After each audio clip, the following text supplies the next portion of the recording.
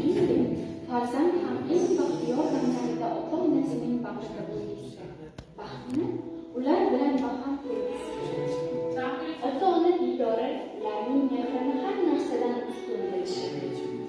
Himmatli kitobxon, sevimli aqlimiz Xudoyberdi To'xtaboyevning siz aziz kitobsevar do'stlarimiz uchun taqdim etilayotgan mazkur kitobida ana shu mavzu qalamga olinadi.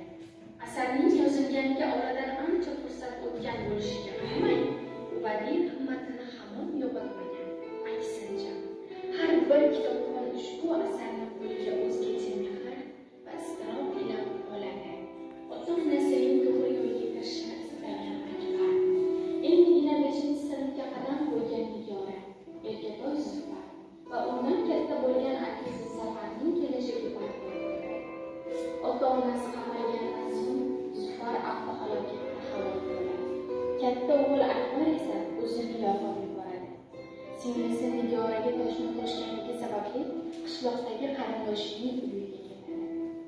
Hamma qiyinchiliklarga arang bardosh berayotgan Zafar esa o'zini o'zi qamoqqa topshiradi.